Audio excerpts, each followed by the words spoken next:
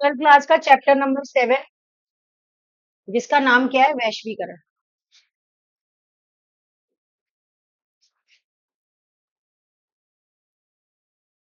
Pol science का chapter number 7। इससे पहले के चैप्टर जितने भी हैं वो आपको हमारे रिकॉर्डेड सेशन में जो है वो मिल जाएंगे।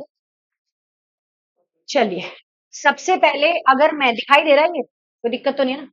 अगर मैं वैश्वीकरण की अवधारणा की बात करूं तो इसके अंदर हमें अलग अलग माध्यम को लेकर वैश्वीकरण को क्या है समझना पड़ेगा। अलग अलग माध्यम को लेकर, जैसे कि क्या है, जनार्दन की कहानी के ऊपर बात होती है, सेवाओं का वैश्वीकरण। जनार्दन एक कॉल सेंटर में काम करता था। वह देर दोपहर घर से निकलता है और एक नया लहजा और भाषा अपनाकर विदेशी ग्राहकों से बात करता है। कोई भी नया उसको तरीका दिखता है, कैसा भी दिखता है, तो क्या करता है, उस भाषा को अपनाकर ग्राहकों से बात करता है। वह पूरी रात काम करता है क्योंकि उस समय अमेरिका में दिन होता है। भाई भारत में अगर रात है तो अमेरिका में क्या होगा, दिन होगा, सीधी सी बात है। तो वह छुट्टियों के लिए भारतीय कैलेंडर नहीं बल्कि अमेरिकी कैलेंडर के हिसाब से क्या करता था, प्लान करता। इसी तरह से रामधारी की कहानी है, वस्तुओं का वैश्वीकरण। रामधारी अपनी बेटी के लिए जन्मदिन का उपहार साइकिल खरीदने के लिए बाजार जाता है और वह एक ऐसी साइकिल चुनता है जो चीन में बनी है लेकिन भारत में बिक रही है। पिछले वर्ष उसने अपनी बेटी को एक बारबी डॉल खरीद कर दी थी जो अमेरिका में बनी थी और भारत में क्या थी, बिक रही थी। बात समझ गए? जनार्दन हिंदुस्तान का आदमी है, काम कहाँ कर रहा है, अमेरिका में। रामधारी हिंदुस्तान में ही रहता है लेकिन अपनी बेटी के लिए माल खरीद रहा है चाइना और अमेरिका का। उसके बाद सारिका की कहानी है, संस्कृति का बदलाव वैश्वीकरण। पहले वाले में क्या है, वस्तुओं का वैश्वीकरण। इसमें क्या है, जनार्दन की कहानी में सेवाओं का वैश्वीकरण। और तीसरे में क्या है, सांस्कृतिक बदलाव का वैश्वीकरण। तीन तरह का वैश्वीकरण देख रहे हो आप। कितने तरह का वैश्वीकरण देख रहे हो, तीन तरह का वैश्वीकरण। कैसा वैश्वीकरण, नंबर 1 सेवा का वैश्वीकरण, सेवा। नंबर 2 क्या देख रहे हो आप, वस्तुओं का, कहीं भी बनाओ कहीं भी बिकेंगी। तीसरा आप क्या देख रहे हो यहाँ पे, सांस्कृतिक बदलाव। तीन तरह का वैश्वीकरण पढ़े आपने। अगर कोई आपसे पूछे कि अगर आप वैश्वीकरण का अध्ययन करना चाहते हैं तो आप वैश्वीकरण को किस तरीके से देखते हैं, तो आप उसे बताना कि मैं सेवाओं के आधार पर वैश्वीकरण को देखता हूँ, मैं वस्तुओं के आधार पर वैश्वीकरण को देखता हूँ और मैं संस्कृति के आधार पर वैश्वीकरण को देखता हूँ। अब संस्कृति के आधार पर देख ली, सारिका अपने परिवार में पहली पीढ़ी की शिक्षित महिला थी जो पढ़ाई करने के अव्वल आने के बाद उसे नौकरी करने के लिए स्वतंत्र करियर शुरू करने का मौका मिला। परिवार की कुछ रूढ़िवादी महिलाएं थी जो नौकरी का विरोध करती थी लेकिन सारिका ने इन दुविधाओं को पार करते हुए अपने वैश्वीकरण के कारण आगे पढ़ने का क्या मिला, उसे मौका मिला। हम्म। बात करें तो वैश्वीकरण के कुछ नकारात्मक प्रभाव भी होते हैं। ये तो आपने अच्छे अच्छे प्रभाव देख लिए कि एक आदमी मार्केट गया, सामान मिल गया किसी भी देश का। एक आदमी किसी जगह पे रहने वाला लेकिन काम कहीं और पे कर रहा है। एक लड़की रूढ़िवादिता से बाहर निकलकर अपनी पढ़ाई करने के लिए, हायर स्टडीज के लिए क्या कर रही है, आगे जा रही है। तो ये चीज तो चलो आपने देखी। अभी यहाँ पर क्या है, वास्तविक जीवन में वैश्वीकरण के कुछ गंभीर नकारात्मक प्रभाव भी देखने को मिले, जैसे कि किसानों पर प्रभाव। बहुराष्ट्रीय कंपनियां खुल गई, चीजें महंगी बिकने लग गई। महंगी बिकने लगी, कारण फसल नष्ट होने पर कुछ किसानों ने क्या कर ली, आत्महत्या भी कर। बाहर की कंपनी आई, उन्होंने क्या दिया, अपने प्रोडक्ट्स को बेचा। व्यापारिक प्रतिद्वंदता, व्यापार में कंपटीशन देखने को मिला। कंपनी खरीदे जाने पर खरीदी गई कंपनी मालिक उस सौदे के खिलाफ हो गए। छोटे दुकानदारों को क्या हुआ, नुकसान हुआ, है ना। बाहर की कंपनी आ रही है, वो क्या कर रही है, वो कह रही है सस्ते में माल बेच देती हूँ मैं, कंपटीशन बढ़ा दिया उसने। और बहुराष्ट्रीय खुदरा विक्रेताओं से क्या करा, आने छोटे दुकानदारों अपनी रोटी रोटी खाने का डर सता रहा था। सांस्कृतिक चोरी होने लगी। मुंबई में एक फिल्म निर्माता हॉलीवुड की फिल्म की कहानी चुराकर फिल्म बनाने का आरोप लगाने लगा। सांस्कृतिक विरोध क्या हुआ कि पश्चिमी परिधान पहनने वाली कॉलेज की छात्राओं को उग्रवादी संगठन द्वारा धमकी दी गई कि भाई तुम वेस्टर्न कल्चर कपड़े नहीं पहन सकती, तुम हिंदुस्तानी महिला हो तो तुम कैसे कपड़े पहनोगी जो हिंदुस्तान में चल रहे हैं। तो ये सब प्रभाव भी वैश्वीकरण के कारण क्या हुए, देखने को मिले। वैश्वीकरण का मतलब क्या होता है कि आप एक समाज की हर एक चीज को क्या कर रहे हो, अडॉप्ट कर रहे हो, उनकी बनाई हुई चीजें क्या कर रहे हो, हमारे इधर बेच रहे हो। ये सारी चीजें आपको क्या दिखाई देती है, वैश्वीकरण में दिखाई देती है। आगे चलते हैं। आर्थिक वैश्वीकरण और प्रभाव, नकारात्मक प्रभाव जो है वो गरीब देशों के लिए क्या बना, आर्थिक रूप से पूरी तरह से उन्हें क्या करने के कारण बना, बर्बाद करने का कारण बना। क्योंकि क्या होने लगा, अर्थशास्त्री देशों का पुनः उपनिवेशीकरण करने लगे, रीकोलोनाइजेशन होने लगा। कि भाई ठीक है, ये माल यहाँ बिक रहा है, यहाँ बिक रहा है, यहाँ बिक रहा है, ऐसे। सकारात्मक प्रभाव ये हुआ कि विकास तो बढ़ा, लेकिन खुलेपन के कारण अधिक लोगों की खुशहाली बढ़ती है, लेकिन देश को अपने व्यापार को और बेहतर बनाने का अवसर भी मिलता है। जैसे कि मान लो कोई चीज, अगर आप क्या सोच रहे हो कि आपका ब्रांड सिर्फ आपके देश में बिकता है या बाहर नहीं बिकता? बिकता है, क्यों नहीं बिकता? आपको वैश्वीकरण से मौका मिला ना कि आप भी अपने ब्रांड को क्या कर सकते हो, बाहर जो है वो बेच सकते हो। निष्कर्ष और सुझाव की बात करें तो वैश्वीकरण एक अपरिहार्य प्रक्रिया है जिसे रोका नहीं जा सकता।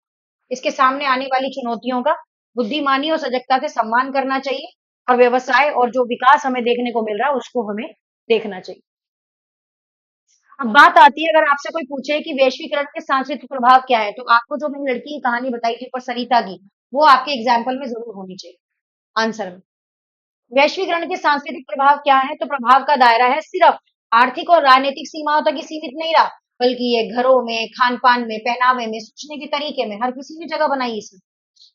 आज के टाइम में लोग पूड़ी आलू कहाँ खाते हैं? बर्गर पिज्जा आया ना, हमें क्या पता था? आज के टाइम से क्या पहले हिंदुस्तानियों ने कभी बर्गर पिज्जा खाया था? नहीं खाया था। जब वैश्वीकरण आया तो बाहर का वेस्टर्नाइजेशन आया, बाहर का वेस्टर्नाइजेशन आया तो उन्होंने हमारे फूड को एक्सेप्ट किया, हमने उनके भी फूड को क्या किया? एक्सेप्ट किया। ये चीज है। उसके बाद सांस्कृतिक समरूपता, विश्व में एक जैसी संस्कृति का प्रसार हो, तो इसका मतलब किसी नई वैश्विक संस्कृति का जन्म होना भी चाहिए। दुनिया भर में कपड़ा भी देखने को मिला, हम तो खादी पहनते थे भाई साहब, हम तो खादी पहनते थे, हमने कहा जीन्स का कपड़ा और ये रेमंड का कपड़ा और ये सब कपड़े देखे, हम तो खादी पहनते थे। वैश्वीकरण से हमें ये मौके भी मिले तो अच्छा ही था ना। उसके बाद सांस्कृतिक प्रभाव और मैकडॉनल्डकरण आपको देखने को मिला। विश्व को अपनी पसंद के अनुसार ढालना चाहती थी, अक्सर मैकडॉनल्डीकरण कहा जाता था। जब विश्व, कोई दूसरा विश्व एक दूसरी कंट्री को अपनी पसंद के अंदर डाल रहा है, क्यों डाल रहा है? आज के टाइम पे 90% पीपल जो है वो चाइनीज माल पर डिपेंडेंट है, पसंद भी करता है, सस्ता मिलता है, ड्यूरेबल भी हो जाता है, किस्मत है। घर लाए, नहीं चला, एक महीना नहीं चला, चल गया, 3-3 साल चल गया, क्या बात कर रहे हो? चार्जर 6-7 महीने आराम से निकाल जाते हैं और इतना रीजनेबल प्राइस में। क्या है ये सब? ये मॉडर्नीकरण तो है, मैकडोनलाइजेशन ही तो है कि अमेरिकी डरने पर ढलने लगती है पूरी दुनिया, सांस्कृतिक समृद्धि खत्म होने का खतरा भी दिखाई देता है। मान लो जिस संस्कृति में दुनिया को सबसे ज्यादा रहने में मजा आएगा, वो उसी को सबसे पहले एक्सेप्ट करेगी। वेस्टर्न वियर्स पहनना कितनी इजी होता है, पैंट शर्ट पहनी जहां मर्जी घूमो। और साड़ी आज के टाइम में क्या लग रही है? आफत। सूट सलवार क्या लग रहा है आज के टाइम में? आफत। बल्कि हमारी सभ्यता तो यही बोलती है कि साड़ी और सूट पहनो, जीन्स तो आप पहन ही नहीं सकते। लेकिन कंफर्टेबल जोन की तरफ दुनिया बढ़ रही है, तो संस्कृति को कहीं ना कहीं क्या हो रहा है? खतरा हो रहा है। संस्कृति का स्वरूप क्या है?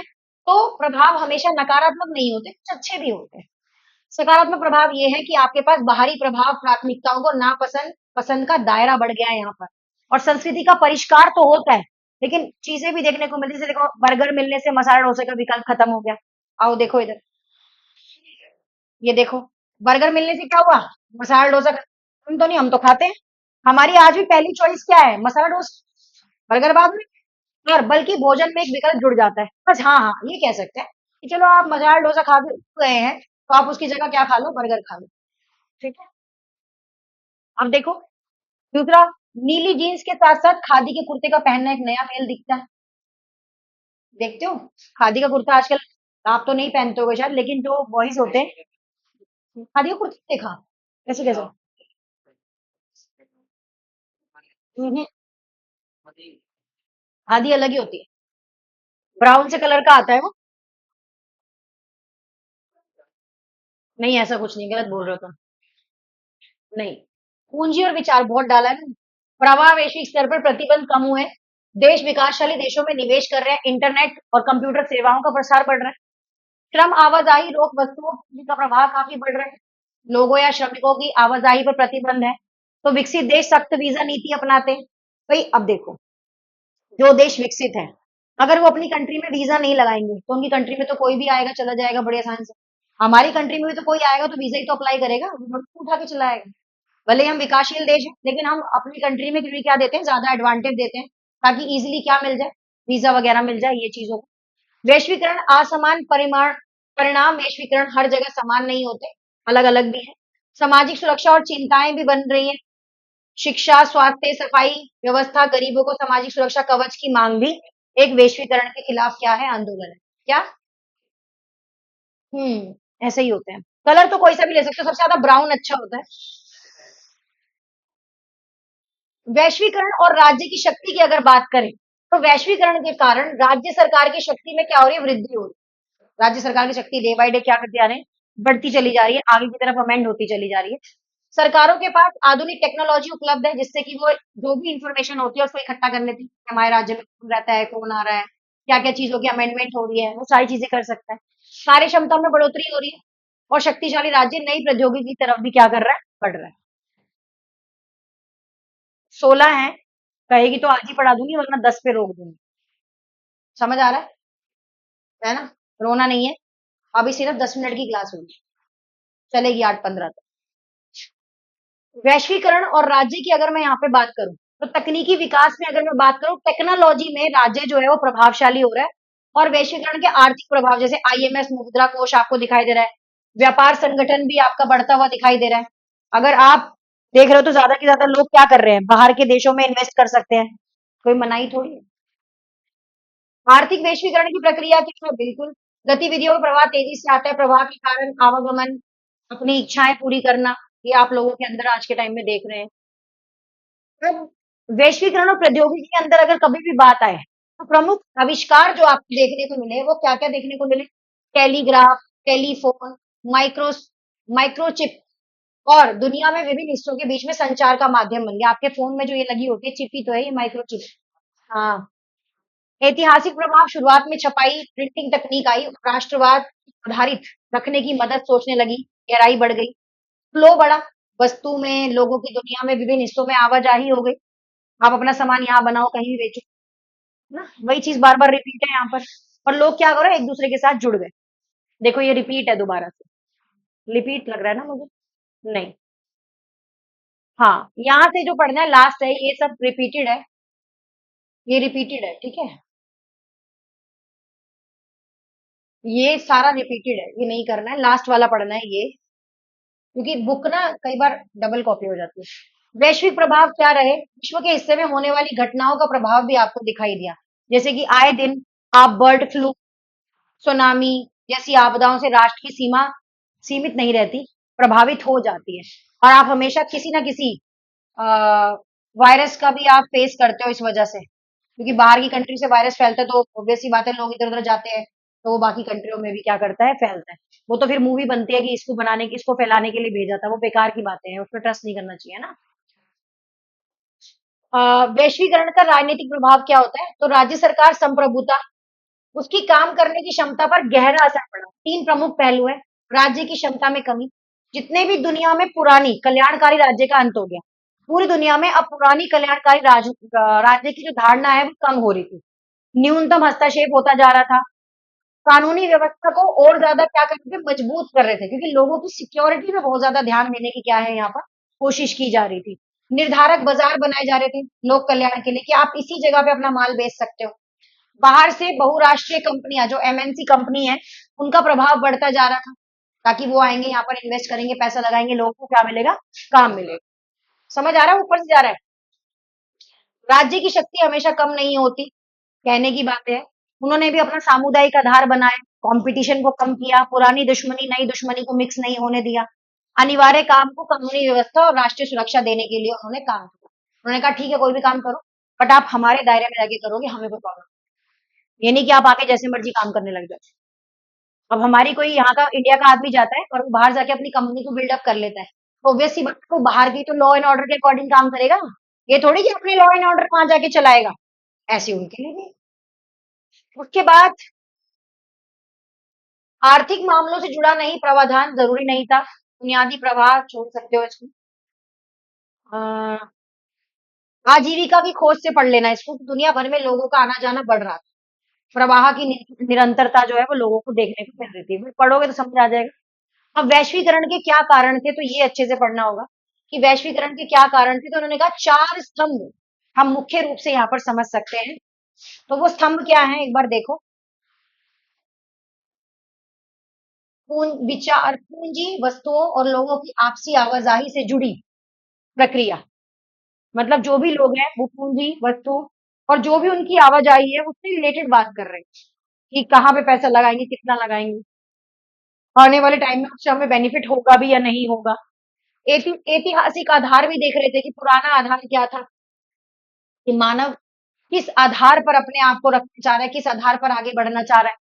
आधुनिक वैश्वीकरण का अनोखा ही पन लोगों ने देखा, पुरानी चीजें हटकर नई चीजें आने लग गई और वैश्वीकरण को ठीक से समझने के लिए इतिहास को भी कंसिडर किया गया। ये नहीं कि सिर्फ आज को कंसिडर कर रहे हैं। कल क्या था, जब ये चीज आई तब क्या बदलाव हुआ और इसके आने से क्या फायदा है और क्या नुकसान है, ये सारी चीजें आपको नोटिस करेगी, ठीक है। तो ये आपके आज हो गया है ये, बाकी आप मुझे कल भेजोगे तो मैं आगे आपको पढ़ाऊंगी। आई होप आपको समझ आया होगा। नहीं, कीप वॉचिंग, थैंक यू।